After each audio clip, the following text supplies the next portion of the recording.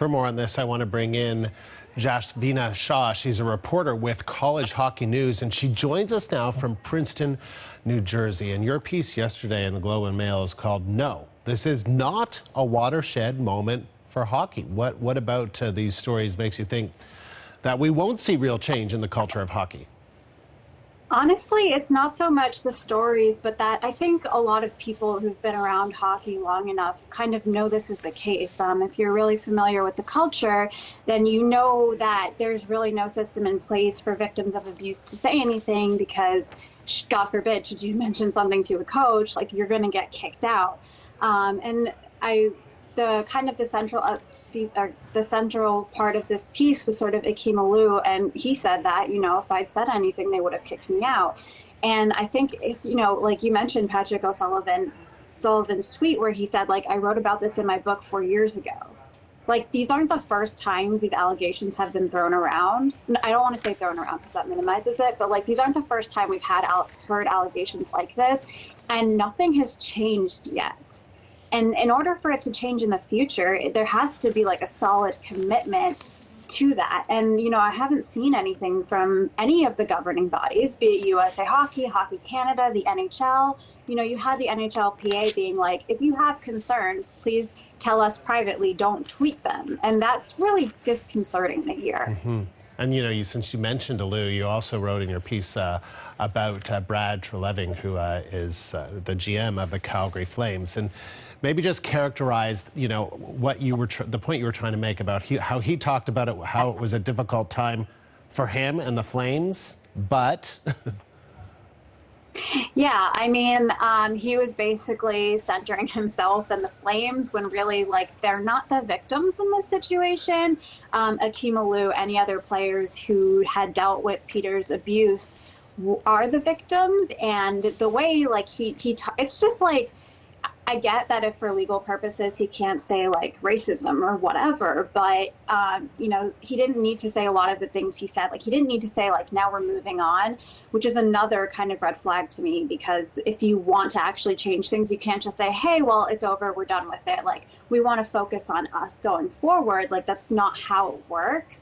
And he was very much standing up there, and he looked very somber, and he seemed very upset about the fact that they, God forbid, had to possibly fire, and they didn't even fire him, but maybe fire one of their coaches and investigate it when I'm not even sure what there was to investigate, because what he said was already corroborated. So the whole thing was just I felt like he was maybe not intentionally, but I honestly don't think it was intentionally, but I think just because of how people in positions of power in hockey look at these things, they don't know, they don't quite understand. So he basically made it out to seem that they did what was right, and this was a really difficult decision when neither of those things are correct. Interesting. You also wrote in the piece, you can't pretend hockey will magically stop being racist. You can't pretend it will magically stop being abusive. You can't pretend it will magically become an environment where players and staff can speak out without fearing for their careers. So what will it take for hockey to stop being a corrosive environment?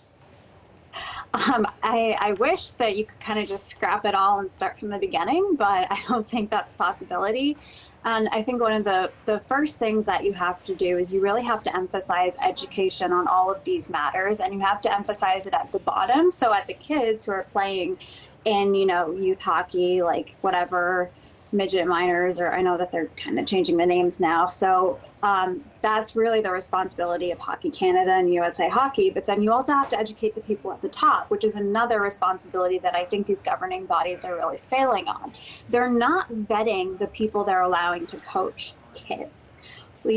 People like Mike Babcock, if that's the level of abuse they have, they shouldn't be coaching anybody. But then some of these people are coaching kids. They're coaching youth kids. They're coaching kids in college. That's a problem. So they have to do a better job of vetting who they allow to coach, and really educating them. And that, it has to be an active effort. You need to have a lot of curriculum to educate them on racism. And I don't even mean to say you can't say this because it's racist. You have to explain why it's racist. You have to explain systematic racism. So it's going to take a lot. That's really the major thing that I think they have to do. But like on the flip side, you really got to get rid of all the people who John Van Beesbrook should not be working for USA Hockey right now. And if you have people like that in positions of power, it's obviously never going to change, because how can you expect, your child to grow up and have like the right morals if you have someone who's either abused their players or been racist in the past, kind of, leading them from the top.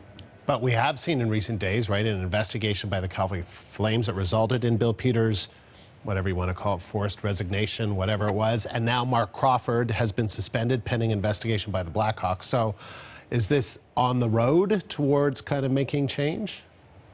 So the reason I think it's not on the road is because it's very hard for me, and I'm pretty sure for other people, and especially for other people of color, to look at it and because they said what they want to say, but I have a journalism background. I've worked in PR. I understand what a PR smokescreen is, and I'm willing to bet that the Flames only did it, because that's the thing.